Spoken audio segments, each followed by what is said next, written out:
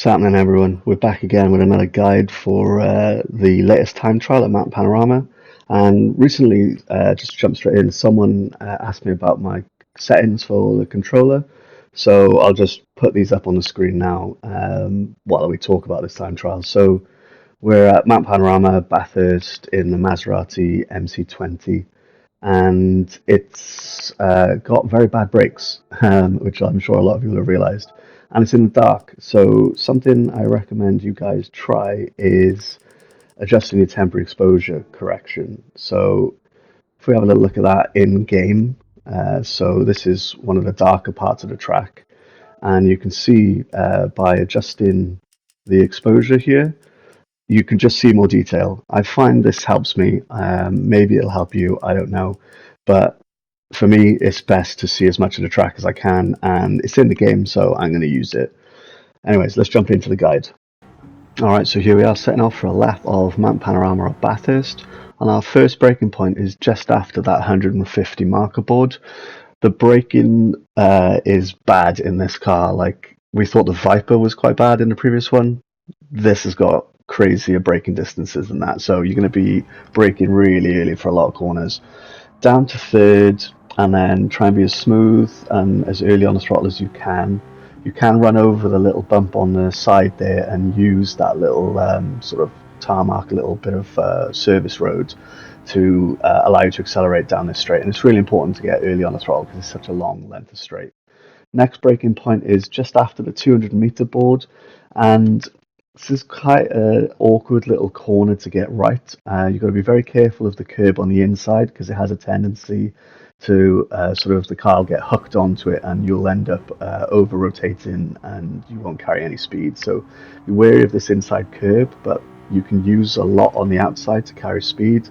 Up to fourth gear. Now this is a super awkward one because kind of need to watch both of these in a chain here.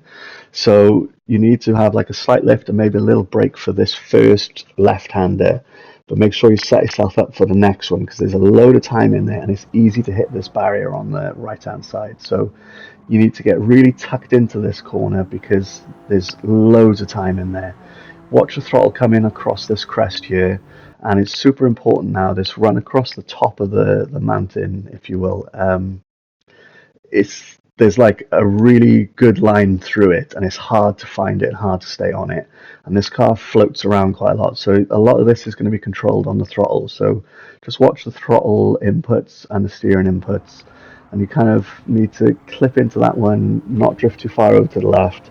Bring yourself to the right, cut across and back to the right again so that you can take this corner with as much speed as you can, run it right to that wall, and then this is a super awkward one, a small lift, maybe a small brake, and cut into the corner quite hard. And then here's the downhill section again. This is going to come at you quite quick. I think of this one as sort of like skiing, that you want to kind of get the car rotating through each of these turns. You can take a lot of cut on the left here, but you need to get down on the brakes. Don't hit that wall on the right, really easy to do.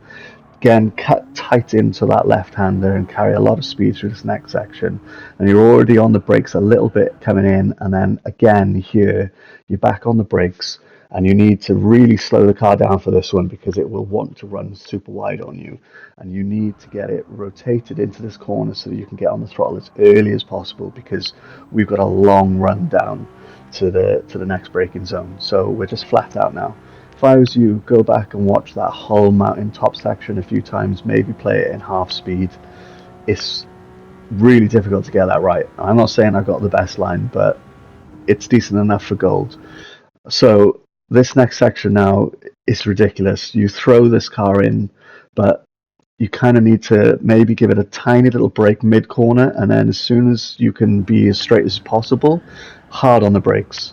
Like way back there from as soon as you've gone through that first little right-hander, just to get the car slowed down. And then you can carry a lot of speed through here, maybe a small lift, and then back on the throttle in third gear. And it's the final braking zone coming up, and it's like bang on the 150. It feels too early, but trust me, this is about where you need to brake because otherwise you're going to sail straight into the middle of this corner and you're not going to hit the apex. So yeah, down to third gear and just try not to clip too much. Maybe I did a little too much there, could have carried a bit more speed, and then back on the throttle, full power all the way across the finish line. So there you have it. It's another time trial lap guide completed. I hope that there was something useful in there for you guys. This is going to be a really tough one to gold because Jeddah Racing has smashed it out of the park already, set an absolutely inhuman time, and just gotta basically bow down to the guy. Unbelievable stuff. But you can get gold, and particularly this is going out my controller there. Trust me, you can get gold. Follow this guide and check out a few others. Make sure you load up a good ghost and set it to be 2/10 ahead of you and to reset at every split, and just keep practicing, practicing, practicing. Try and find that line across the top of the mountain. Remember that it's got long braking distances and that you need to be early but smooth on the throttle. Smooth is fast, slow in, fast out, all the usual sort of tropes.